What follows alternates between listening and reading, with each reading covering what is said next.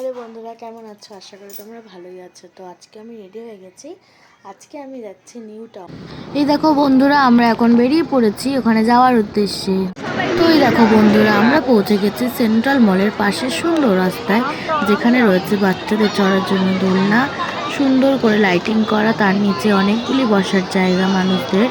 আর এবার যাওয়া যাক মেলাটায়, যা আছে সেন্ট্রাল মলের অপর দিকে রাস্তার ব্রিজের নিচে। মেলাটির নাম সোনাঝুরি হাট, যা বসে প্রতি শুক্র, শনি ও রবিবার। চলো এবার ভিতরে যাওয়া যাক। দেখো, প্রচুর রকমের ভিতরে জিনিস পাওয়া যায়। প্রতিটি জিনিসই তারা হাতে বানিয়ে এখানে এনে বিক্রি করেন।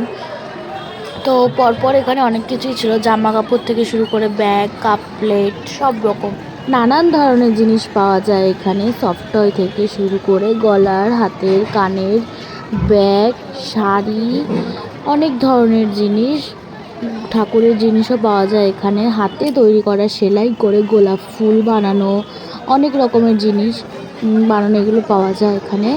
আর হাতের তৈরি আবার ডালের বড়ি, ডাল, ঘি, এগুলোও পাওয়া যায়। প্রচুর রকমের জিনিস, পিতলের ঠাকুরের থালা বাসনও পাওয়া যায়। আর এরপরে দেখো তোমরা, এই যে মূর্তিগুলো, সুন্দর নিখুঁত কাজ, খুব সুন্দর। এগুলো এক একটা এক এক রকম দাম ছিল।